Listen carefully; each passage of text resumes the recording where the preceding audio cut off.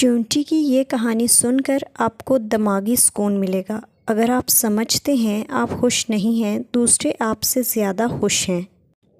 اس چونٹی نے خوشی کا راز جاننے کے لیے پوری دنیا گھوم لی، مگر جو جواب چونٹی کو ملا وہ آپ کو حیران کر دے گا۔ ایک چھوٹے سے گاؤں میں ایک پرانا سا درخت تھا۔ اس کی جڑوں میں ایک چھوٹی سی چونٹی رہتی تھی۔ وہ ہر روز اپنی زندگی سے پریشان رہتی تھی۔ اسے لگتا تھا وہ بہت چھوٹی ہے، اس لیے کوئی اس کو اہمیت نہیں دیتا۔ دوسرے جانوروں کے مقابلے میں اس کو اپنی زندگی بہت بیکار لگتی تھی۔ وہ سوچتی تھی کہ کوئی اس کو نوٹس نہیں کرتا، کوئی اس کی بات نہیں سنتا اور اس کی زندگی کا کوئی مقصد نہیں ہے۔ ایک شام وہ ایک پتھر پر بیٹھی بہت رو رہی تھی۔ ایک بوڑھا فقیر وہاں سے گزرا۔ اس نے چونٹی سے پوچھا، بیٹی یہ آنسو کیوں؟ چونٹی نے سسکتے ہوئے کہا، بوڑھے فقیر، میری زندگی دکھوں سے بھری ہے، کوئی بھی مجھے پسند نہیں کرتا۔ بوڑھے فقیر نے مسکراتے ہوئے کہا، خوشی تیرے دل میں ہے، ہر حال میں خوش رہنا سیکھو، اپنی قدر کرو۔ مگر چونٹی کے آنسو نہ رکے اور کہتی رہی کہ میری زندگی بے معنی ہے۔ آخر کار بوڑھے فقیر نے گہری سانس لی اور کہا، اچھا بیٹی، بتاؤ تم کیا چاہتی ہو؟ اگر زندگی تمہیں تمہاری پسند سے کچھ بننے کا موقع دے تو تم کیا بنو گی؟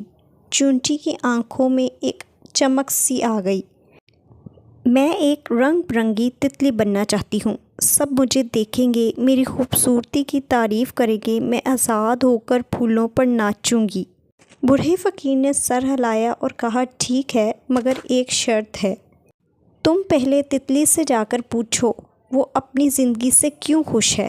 اگر تم خوشی کا راز جان لیتی ہو تو پھر میں تمہیں تتلی بنا دوں گا۔ چونٹی خوشی سے اچھلتی ہوئی نکل پڑی۔ وہ ایک پھول پر گئی جہاں ایک تتلی اپنے رنگین پروں کو ہلا رہی تھی۔ چونٹی نے کہا، اے تتلی، تم کتنی خوبصورت ہو، سب تمہیں دیکھ کر خوش ہوتے ہیں، تم تو بہت خوش ہوتی ہوگی۔ تتلی نے اداس ہو کر کہا، نہیں بہن، میری زندگی بہت مشکل ہے، سب مجھے خوبصورت کہتے ہیں، مگر میری عمر بہت کم ہے۔ میری عمر چند دنوں کی ہوتی ہے اور میں جلد ختم ہو جاتی ہوں، اس لیے میں ہر وقت ڈرتی ہوں میرا وقت ختم ہو رہا ہے۔ مجھے لگتا ہے شہد کی مکھی سب سے زیادہ خوش ہے کیونکہ وہ شہد بناتی ہے اور شہد سب کے لیے مفید ہے۔ چونٹی تتلی کو چھوڑ کر ایک باغ میں چلی گئی جہاں وہ شہد کی مکھی سے ملی۔ کہنے لگی، اے مکھی، تم شہد بناتی ہو جو سب کو پسند ہے، تم تو بہت خوش ہوگی۔ مکھی نے اداس آواز میں کہا، اے بہن، میری زندگی آسان نہیں، میں دن رات محنت کرتی ہوں، مگر لوگ میرا شہد چوری کر لیتے ہیں، کبھی کبھی تو مجھے مار بھی دیتے ہیں، میں اپنی محنت کی قدر نہیں پاتی۔ مجھے لگتا ہے خرگوش سب سے زیادہ خوش ہے کیونکہ وہ جنگل میں آزاد پھرتا ہے۔ چونٹی جنگل کی طرف دوڑی۔ چونٹی نے دیکھا کہ خرگوش ہری بھری گھاس میں اچھل رہا ہے۔ چونٹی نے کہا، اے خرگوش، تم کتنے مزے میں ہو، ہر وقت جنگل میں آزاد پھرتے ہو، تم تو بہت خوش ہوگے۔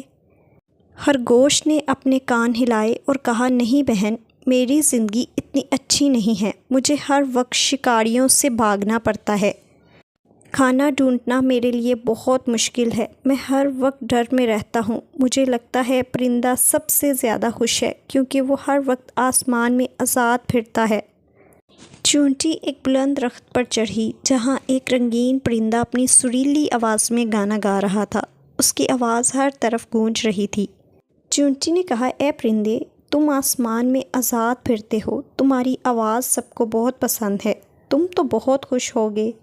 پرندے نے اپنے پر ہلائے اور کہا، نہیں بہن، میری زندگی آسان نہیں، کھانا ڈھونڈنا پڑتا ہے، شکاری شکار کرنے کے لیے میرا پیچھا کرتے ہیں، سکون کہاں؟